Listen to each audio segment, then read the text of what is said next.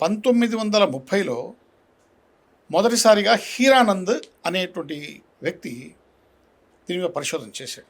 ఎక్కడ సముద్రంలో దిగల, బయట ద్వారకా నగరం ఎక్కడైతే మునిగిపోయింది అని అనుకుంటున్నామో ఆ పరిసర ప్రాంతాల్లో కొంత పరిశోధన చేశాడు. ఓకే. తరువాత 1963లో నానావలి అనే ఒక వ్యక్తి, సంకాలియా అనేటువంటి వ్యక్తి, వీళ్ళు కూడా కొన్ని త్రవ్వకాలు చేపట్టారు. సముద్రంలో లేదు, బయట వాళ్ళు కూడా సముద్రంలోకి పోలే. ఓకే.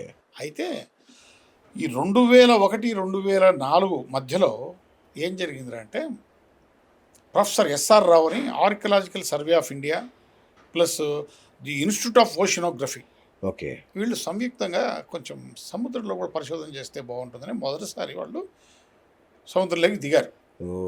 ఓకే. దిగి వాళ్ళు కొంత పరిశోధన చేస్తే సముద్రంలో ద్వారకా నగరం యొక్క ఆనవాళ్ళు బయటపడినాయి. లంగర్లు, పడవలు, గోపురాలు, కొన్ని విగ్రహాలు, ఏవేవో పెట్టెలు ఇట్లా బయటపడితే వాళ్ళు ఇక మనం దీన్ని పూర్తి స్థాయిలో పరిశోధన చేయాలంటే సాంకేతిక పరిజ్ఞానం అవసరం. కాబట్టి ప్రభుత్వంతో మనం మాట్లాడి మనకేం కావాలనో ఆ ఫెసిలిటీ మనం ప్రభుత్వం నుంచి పొంది మనం చేద్దాంలే అని చెప్పేసి వాళ్ళు బయటకు రావడం జరిగింది. సో ఆ విధంగా యొక్క పరిశోధన మొదలైంది.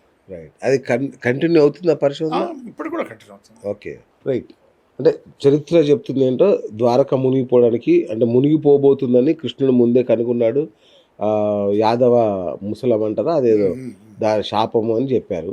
మరి చరిత్రకారులు ఏం చెప్పారు? అంటే ఇది వాతావరణ మార్పులు అన్నారా, ఎట్లా ద్వారక ఎందుకు మునిగిపోయింది? చారిత్ర కారణాలు ఉన్నాయి, నేపథ్యం, ఆధ్యాత్మికత కారణాలు ఉన్నాయి. తర్వాత మీరు చెప్పినట్లు ఈ వాతావరణము దీనికి సంబంధించి కారణాలు కూడా ఉన్నాయి. అయితే దీనికి ఒకదానికి ఒకటి అవినావ సంబంధం ఉంది. ఇప్పుడు గాంధారి శాపం ఏం పెట్టింది? కురుక్షేత్ర యుద్ధం అయిపోయిన 36 సంవత్సరాలకు యాదవుల వంశం అంతరించిపోతుంది అని ఒక శాపం పెట్టింది. ఆ శాపం ఫలించాలంటే ఏం కావాలి? ఫస్ట్ సముద్రుడు ఎంటర్ అయినాడు. ఏమని? కృష్ణుడు మరణించాడు, యాదవుల వంశం నాశనం అయింది.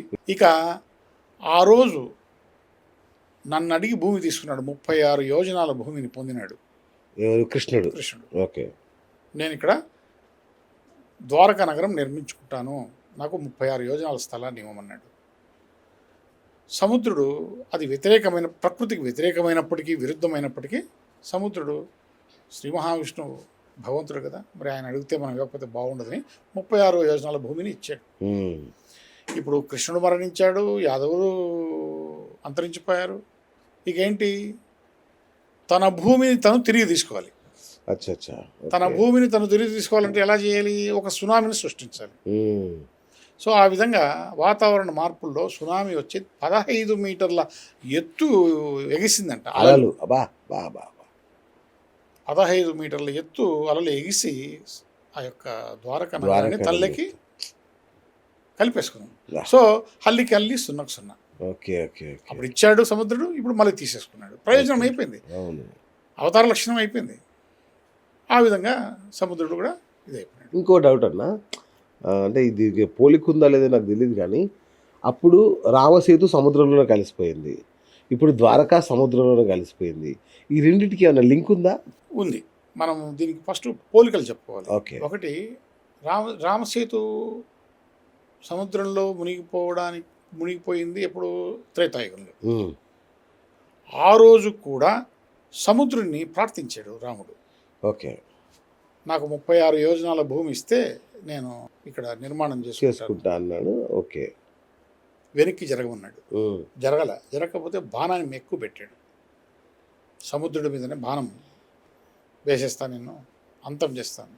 అప్పుడు సముద్రుడు ప్రక్షేషమై, అయ్యా నేను చాలా చిన్నవాడిని, నా మీద ఇంత పెద్ద అస్త్రం ఎందుకు, మీకు కావాల్సిన విధంగా నేను 36 యోజనాల భూమిని ఇస్తానని చెప్పేసి ఇచ్చాడు. అక్కడ అవతార ప్రయోజనం అయిపోయిన తర్వాతనే రామసేతు సముద్రంలో మునిగిపోయింది. ఇక్కడ కూడా కృష్ణుడు ద్వాపర యుగంలో 36 యోజనాల భూమిని సముద్రం నుంచి పొందాడు.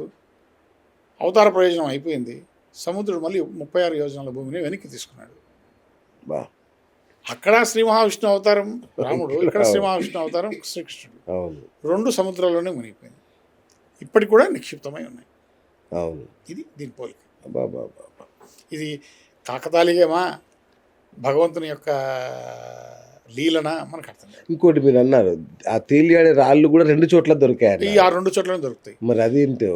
ఈ తేలికపాటి రాళ్ళు ఎత్తుతే చాలా బరువుగా ఉంటాయి. అవును, నీళ్ళలో వేస్తే మాత్రం తేలుతాయి. తేలుతాయి. ఇది నీకు అటు ధనుష్కోటిలో దొరుకుతాయి, ఇటు ద్వారకలో దొరుకుతాయి. మరి మిగతా ఎక్కడ దొరకవు? ఎక్కడ దొరకవు. ఎన్నో చోట్ల లావా పొంగుతాయి, వస్తాయి, రాళ్ళు ఏర్పడతాయి. మరి ఈ 2 చోట్ల ఉన్నటువంటి వీటికి ప్రయోజనం ఉంది. ఒకవేళ ఇటువంటి రాళ్ళు వేరే చోట ఉంటే వాళ్ళు కూడా అలాంటి నిర్మాణాలు చేసుకునేవాళ్ళు కదా. సో ఇక మైథాలజీ నుంచి చరిత్రలోకి వద్దాం ఒకసారి. ఈ తమిళనాడులో పూంపుహార్ అని ఒక నగరం ఉండేదంట. అక్కడ అది అంతర్జాతీయ ఓడరేవు కేంద్రం అంట. అది కూడా సముద్ర గర్భంలో కలిసిపోయింది అంటారు. దానికి కూడా ఏమైనా చారిత్రక ఆధారాలు ఉన్నాయా? ఉన్నాయి. ఓకే.